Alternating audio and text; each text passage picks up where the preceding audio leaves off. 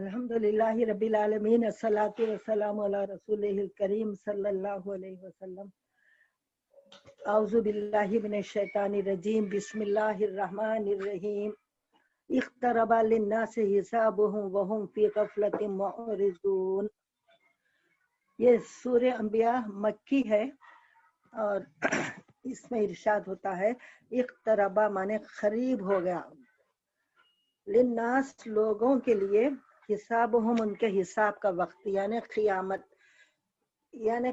क़यामत का वक्त करीब आ गया। वहुम फी गफलतिन मुअरिज़ून, और वो सब गफलत में है। मुअरिज़ू माने मुंह फेरे हुए हैं, एराज किया हुआ है, मुंह फेर लेना। तो अपने इस क़यामत के दिन की याद रखना है तो उसके बजाय उसकी तरफ से मुंह फेरे हुए गफलत में है। तो इख्तरफा लिन्नासि हिसाबुहुम वहुम फी गफलतिन मुअरिज़ून, करीब आ गया लोगों के लिए हिसाब व किताब का दिन यानी क़यामत का दिन। वहुम फी गफलतिन मुअरिज़ून, और वो सब गफलत में मुंह फेरे हुए हैं। तो ये इसकी शायद नुज़ुल ये है कि ये आयत शरीफा उन लोगों के, उन कुफ़ार के लिए नाजिल की गई जो मरने के बाद जिंदा होने को नहीं मानते थे और क़यामत को गुजरे हुए ज़माने के एतबार से करीब फरमाया गया, क्योंकि जितने दिन गुजरते जाते हैं आने वाला दिन करीब होता जाता है। तो लिहाजा इसलिए क़यामत के दिन को करीब कहा गया है। आगे इरशाद है मा यातिहिम मिन ज़िक्रिन मिन रब्बिहिम मुहदसिन इल्ला इस्तमऊहु व हुम यलअबून। मा यातिहिम, मा माने जब, यातिहिम आती है उनके पास, मिन ज़िक्रिन ज़िक्र के माने नसीहत के है।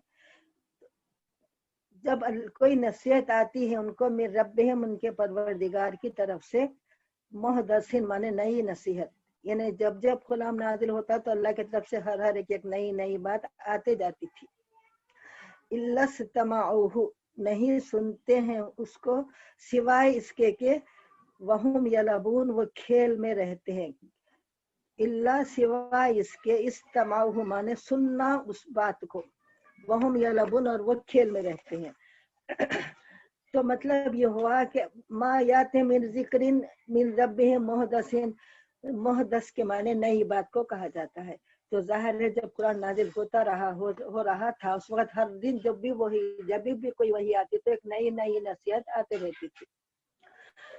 नहीं आती है मा आते हैं, जब भी आती है उनके पास मिन ज़िक्रिन कोई नसीहत में रब्बिहिम अल्लाह की तरफ से, मुहदसिन नई नसीहत आती है, तो वो इल्ला माने सिवाय इसके, इल्ला इस्तमिउ नहीं सुनते हैं, सिवाय इस्तमिउ माने सुनना, समाज से इस्तमिउ नहीं सुनते हैं वो उसको, वहुम यलअबून मगर वो खेलते हुए, यानी खेल कूद में उनके दिल और दिमाग खेल की तरफ रहते हैं। इस तरीके से वो अल्लाह ताला के पास से आई हुई नसीहत को ऐसा अल्लाह परवाई से सुनते हैं। लाहियतुन कुलूबुहुम, लाहिया माने लहव लाभ, लहव लाभ के तरह कुलूब, उनके दिल बिल्कुल लहव लाभ में, खेल कूद में, तमाशे में रहते हैं उन लोगों के दिल उस वक्त। वसर्रु नजवा, और जालिमों ने असर माने सर कहते हैं रास की बातें को, नजवा काना फूसी करने को, तो यानी आपस में वो खुफिया मशवरा करते हैं। अल्लज़ीना, वो लोग जो कि ज़लमहु जालिम है, जिस वक्त आयत आए वही नाजिल होती है और रसूलुल्लाह सल्लल्लाहु अलैहि वसल्लम सुनाते रहते, तो उस वक्त वो खेल कूद में बेकार लहो लब में रहते और आपस में ये मशवरा करते। वो वही सुनने के बाद जो लोग जालिम, अल्लज़ीना ज़लमु, जो जालिम लोग हैं वो लोग ये मशवरा करते कि हल हाज़ा इल्ला बशरुम मिस्लुकुम, ये तो हमारी तरह के बशर है, इल्ला सिवाय इसके कुछ नहीं कि वो एक हमारी तरह के बशर है, ये वो लोग कहते। तो लहवल अब में सुनने के बारे में ये है कि जब अल्लाह का जिक्र कर रहे हैं तो हालांकि अहकाम ये है कि जब कुरान की आयतें सुनाई जाए तो उसको गौर और तवज्जो से सुने, ये नहीं कि घर के काम काज करते हुए कोई दूसरी मसरूफियत के साथ सुने। और यहाँ तक हुक्म है कि अगर अल्लाह का जिक्र भी कर रहे हैं तो जिस वक्त अल्लाह का कलाम सुनाया जा रहा है उसके मतलब بیان کیا جائے تو اس وقت اللہ کا ذکر بھی روک دینے کا حکم ہے علماء کرام کا، اور یہ بھی حکم ہے کہ اگر ٹیکے سے بیٹھے ہیں تو ٹیکے سے نہیں بیٹھنا چاہیے، بڑے ادب سے اللہ اور رسول کے کلام کو بڑے ادب و احترام سے سننا چاہیے۔ تو یہاں پر کفار کی یہ کوشش تھی کہ ایک اصول تھا کفار کا کہ جب لوگ یہ بات لوگوں کے ذہن نشین کر دی جائے کہ وہ تم جیسے بشر ہیں تو پھر کوئی ان پر ایمان نہ لائے گا، اس لیے کفار بشر کہتے تھے۔ پیغمبر، ہر پیغمبر بشر تو ہوتا ہے، مگر بشریت سے انکار بھی کفر ہے، کیونکہ قرآن میں بشر ہے، اور بشر اس لیے اللہ تعالیٰ نے بشر کی شکل میں بھیجا، بشر لباس بشر میں بھیجا، اس لیے کہ لوگوں کو، بشر کو سمجھانا ہے، لوگوں کو اللہ کی باتیں تو سمجھانے کے لیے، عمل کر کے دکھانے کے لیے بشر ہی مناسب ہے، اس لیے اللہ تعالیٰ نے ہر نبی کو بشریت کے لباس میں بھیجا، بشر ہی کو نبی بنا کر بھیجا اللہ تعالیٰ نے۔ تو کافروں کا یہ اصول تھا کہ کوئی ایمان نہ لائے، اس لیے وہ لوگ یہ کرتے تھے، یہ کہتے تھے کہ ایمان نہ لانے کے لیے کہ تم لوگ ان کی بات سنتے ہیں، وہ تو تمہاری طرح کے بشر ہے، یعنی تمہاری طرح سے کھاتے پیتے سوتے اٹھتے بیٹھتے ہیں، اس طرح کہتے وہ لوگ ایمان نہ لانے کے لیے، یہ کفار کی بات ہے، یہ کفار کہتے تھے یہ بات، پھر کوئی تاکہ ان پر کوئی ایمان نہ لائے۔ حضور کے زمانے کے کفار نے یہ بات کہی اور اس کو چھپایا، لیکن آج کل کے بعد بے باک لوگ یہ کلمہ اعلان کہتے ہیں۔ کفار یہ مقولہ کہتے ہوئے جانتے تھے کہ ان کی بات کسی کے دل میں جمے گی نہیں، کیونکہ لوگ رات دن معجزات دیکھتے تھے، تو وہ لوگ سمجھتے تھے کہ انہوں جو بشر کہہ رہے ہیں وہ بات لوگ نہیں مانیں گے، ان کے معجزات رات دن دیکھ رہے ہیں، پھر بھی وہ ایک کوشش کر کے دیکھتے تھے۔ تو کسی طرح ایسا باور کریں کہ حضور ہماری طرح کے بشر ہیں، اس لیے انہوں نے معجزات کو جادو بتا دیا اور کہا یہ تو جادو ہے، کیا تم جادو کے پاس جاتے ہو؟ افتاتون السحر وانتم تبصرون، افتاتون، کیا تم جاتے ہو سحر جادو کے پاس، وانتم تبصرون، اور حالانکہ تم دیکھ رہے ہو، کیا دیکھ رہے ہو؟ معجزات جو دیکھ رہے ہیں وہ جادو ہے، یہ کہہ کر یہ بولتے کہ تم معجزات دیکھ رہے ہیں، معجزات نہیں بولتے وہ، یہ تو جادو ہے، اس کو دیکھ رہے ہیں تم لوگ، اس کے باوجود کیا تم جادو کے پاس جاتے ہو؟ اس طریقے سے کہہ کر لوگوں کو روکتے تھے۔ تو رسول اللہ صلی اللہ علیہ وسلم نے ارشاد فرمایا رسول اللہ صلی اللہ علیہ وسلم نے، قالا ربی یعلم القول فی السماء والارض وهو السمیع العلیم، کہا فرمایا آپ صلی اللہ علیہ وسلم نے، ربی میرا رب، یعلم جانتا ہے، قول فی السماء جو بات ہے زمین اور آسمانوں کے بیچ میں، ہر بات کو وہ سمیع العلیم، وہ سنتا ہے اور جانتا ہے، یعنی تم لوگ جو خفیہ راز کی باتیں کر رہے ہیں رسول اللہ صلی اللہ علیہ وسلم کے خلاف اور جو بھی ہے، تو آپ نے فرمایا کہ میرا رب ہر چیز کو جانتا ہے جو زمین و آسمانوں کے بیچ میں ہے، اور ہر چیز کو وہ جاننے والا بھی ہے، سمیع سننے والا بھی ہے تمام باتوں کو۔ تو پھر کفار یہ کوشش کرتے کہ کسی طرح آپ صلی اللہ علیہ وسلم پر لوگ ایمان نہ لائیں، اس لیے وہ کہتے بل خالو ازغاث احلام بل افتراہ بل ہوا شاعر، وہ یہ کہتے کہ یہ وہی نہیں ہے، بلکہ بل خالو، بلکہ وہ یہ کہتے کہ ازغاث احلام کہتے ہیں پریشان خوابوں کو، تو وہ یہ کہہ کر لوگوں کو روکتے کہ یہ تو نعوذ باللہ رسول اللہ صلی اللہ علیہ وسلم کے پریشان خواب ہیں جس کو وہ بیان کرتے ہیں، احلام کہتے ہیں خواب کو۔ بل افطرا ہوں، یا کبھی یہ کہہ دیتے کہ وہ افطرا مانے ان کی من گھڑت بات ہے، من گھڑت بات کو افطرا کہتے ہیں، من گھڑت بات ہے، اور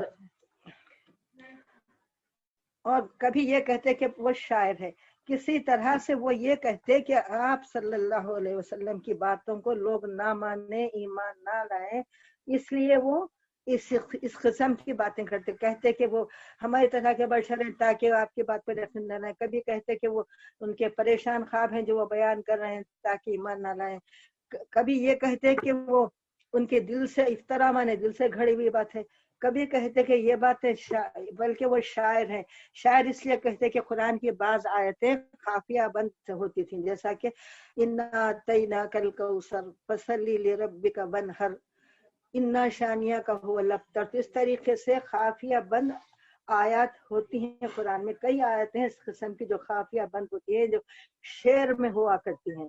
तो ये तो वो शायर हैं, इस तरह की बातें करते इस बात की कि किस तरह आप सल्लल्लाहु अलैहि वसल्लम का इनकार करें।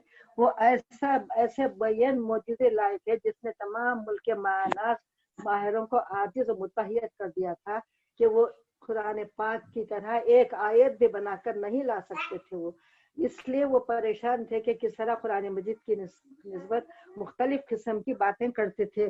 कभी कहते कि इनके ख्वाब आप सल्लल्लाहु अलैहि वसल्लम के परेशान ख्वाब है, कभी कहते कि वो हमारी तरह के बशर है, क्या उनकी बात को माने। आवाज आ रही मेरी? आ रही आ रही है आवाज आपको जी?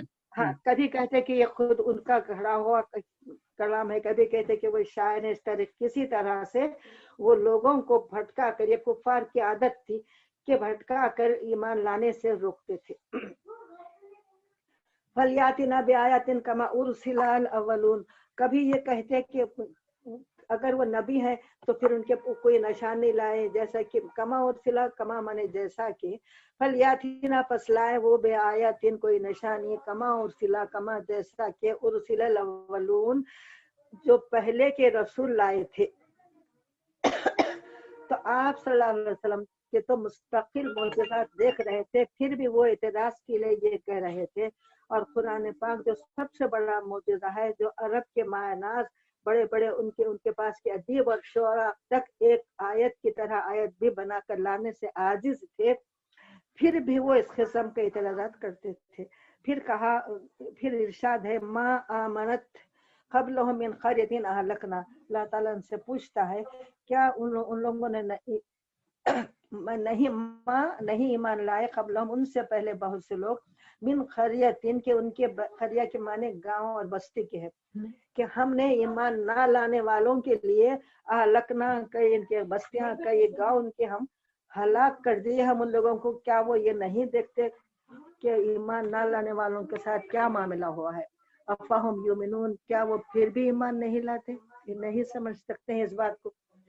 फिर आगे इरशाद है, वमा अरसलना क़ब्लका रिदा इल्ला रिजालन नूही इलैहिम, वमा अरसलना और हमने नहीं भेजा तुमसे पहले, क़ब्ल का आपसे पहले हम नहीं भेजे कोई पैगंबर, इल्ला रिजालन कि वो मर्द थे, यानी जितने भी पैगंबर आए हैं वो सब मर्द थे।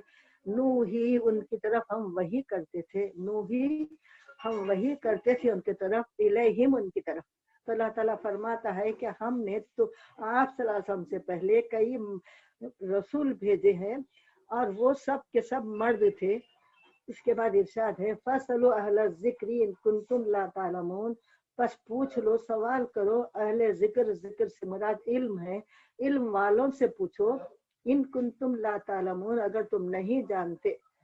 तो नहीं जानने पर हुक्म दिया गया है कि इल्म वालों से पूछो। जब इल्म वालों से पूछेंगे तो उनकी बात पर अमल कर सकेंगे, कुरान को समझ सकेंगे।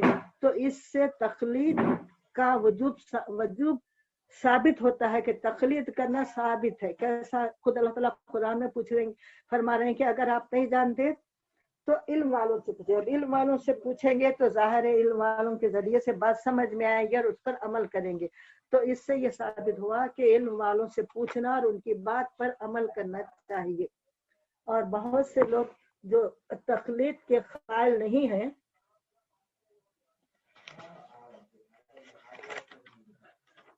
वो भी अपने उलमा की तकलीद करते, उनके जिसको वो लोग आलिम समझते हैं उनकी तकलीद करते हैं, क्योंकि उनमें का हर शख्स तो आलिम नहीं है। हर फर्दन कोई मसला उसको दरपेश हो जाए इस्लाम का तो वो खुद मुज्तहिद है, वो खुद कुरान और हदीस से खुद मसला खस करके अमल कर ले सकता है, ऐसा तो नहीं है। तो फिर वो अपने किसी जिसको वो अपने पास आलिम मानते हैं उनकी बात पर अमल करते हैं। तो मालूम हुआ कि बज़ाहिर तो वो कहते हैं कि तकलीद नहीं करना चाहिए, मगर वो खुद तकलीद करते हैं अपने आलिम की, क्योंकि हर शख्स खुद मसाइल अखज़ नहीं कर सकता। और चारों इमाम जो बहुत बड़े आलिम हैं इस दौर के, इस सदी के जितने भी उलमा हैं उनसे बहुत बड़े आलिम थे। और इमाम आज़म अबू हनीफा रहमतुल्लाह अलैह 26 सहाबा से उन्होंने इल्म सीखा है اور وہ اتنا خوف خدا رکھتے تھے کہ وہ ذری سی بات کو بھی اپنے زبان سے نہیں نکالتے تھے.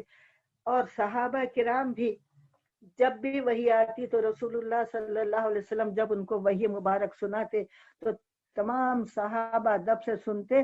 حالانکہ تمام صحابہ کی مادری زبان عربی تھی، وہ عرب تھے، بڑے قابل ترین بھی تھے عرب میں لوگ. اس کے باوجود بھی وہ لوگ یہ کبھی نہیں کہا، کسی صحابی نے نہیں کہا سمعنا و اطعنا، یعنی ہم نے سنا اور عمل کیا، ہم سمجھ گئے. بلکہ تمام صحابہ آپ سے پوچھتے تھے کہ یا رسول اللہ صلی اللہ علیہ وسلم ہم اس پر کس طرح عمل کرنا چاہیے.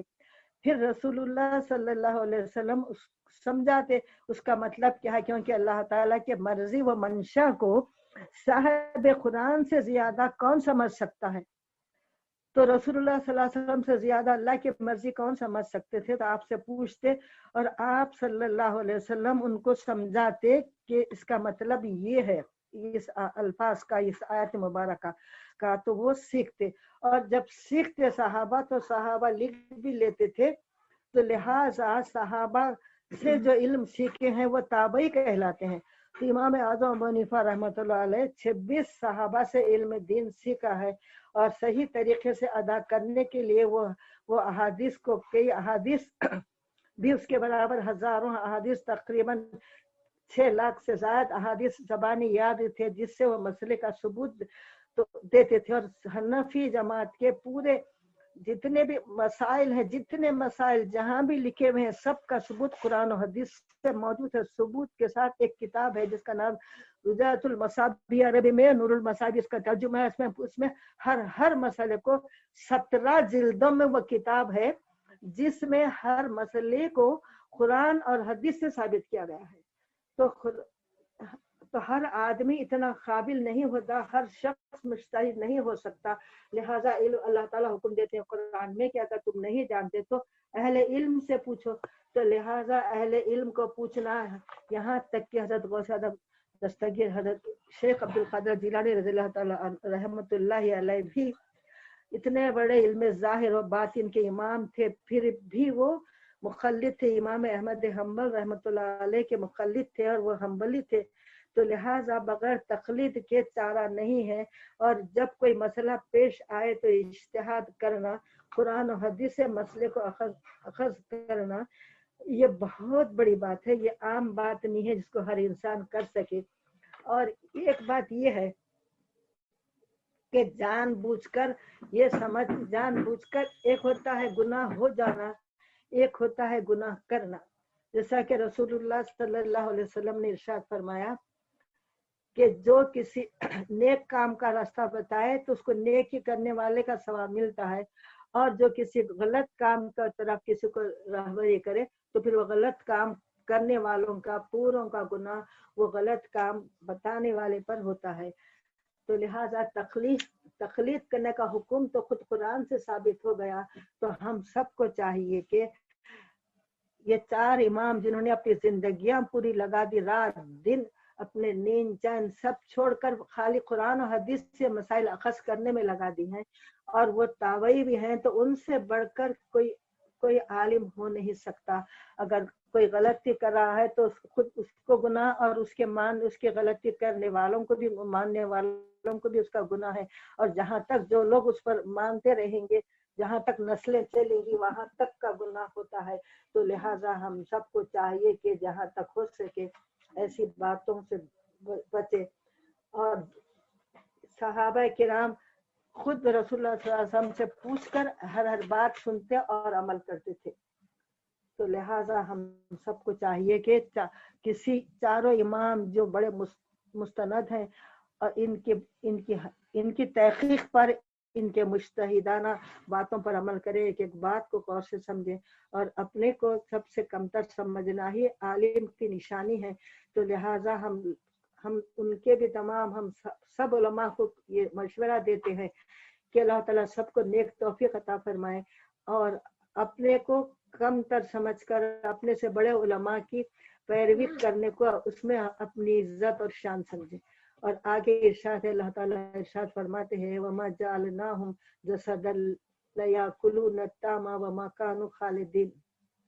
وما جعلناہم جسدا لا یاکلون الطعام، اور ہم نے انہیں خالی نہیں بنایا، خالی جسم نہیں بنایا کہ وہ کھانا نہ کھائے پانی نہ پیے، کیونکہ کفار یہ کہتے تھے کہ یہ کیسے نبی ہیں، یہ تو ہماری طرح کے بشر ہیں، اللہ تعالیٰ ہیں وہ تو کھاتے بھی ہیں، وہ تو پیتے بھی ہیں، وہ تو سوتے بھی ہیں، تو اللہ تعالیٰ اس کا جواب دے رہا ہے یہاں پر وما جعلناہم جسدا لا یاکلون الطعام، ہم نے ایسا جسم نہیں بنایا ان کے لیے کہ وہ کھانا نہ کھائیں پانی نہ پئیں، بلکہ وہ سب تمام انسانوں کی طرح کھاتے پیتے ہیں، تاکہ انسانوں کی نصیحت انسانوں کو کے لیے نمونہ بننا وہ انسان ہی کر سکتا ہے۔ کوئی فرشتہ اگر کوئی فرشتے کو بھیجتے اللہ تعالیٰ نبی بنا کر، تو فرشتہ آ کر اگر بتاتا تو کہتے بھائی وہ فرشتہ تھا، وہ سب کام کر لیا، ہم نہیں کر سکتے، ہم انسان ہیں، ہم وہ ویسے کام نہیں کر سکتے، یہ کہتے تھے وہ لوگ۔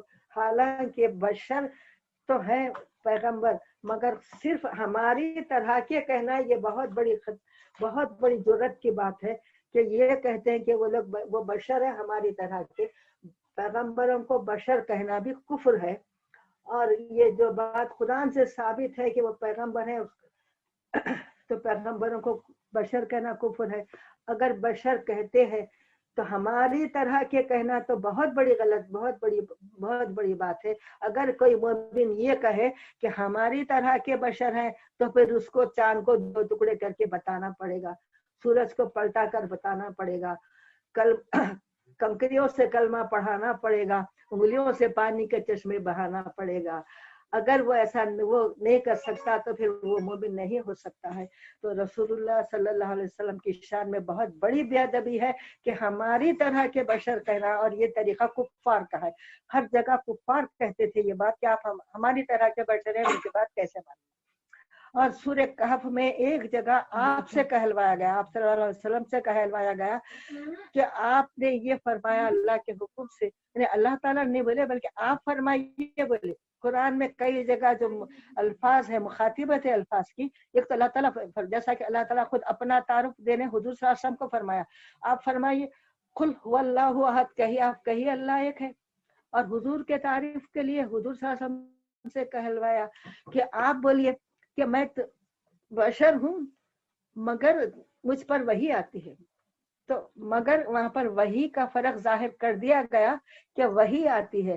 تو اگر آپ بھی کہتے ہیں کہ آپ کی طرح کے بشر ہیں تو پھر آپ پر بھی کیا وحی آتی ہے؟ کیا آپ بھی آسمانوں پر جا کے آتے ہیں شب معراج کو؟ یہ سوالات بہت ہیں اس قسم کے، اللہ سب کو ہدایت دے۔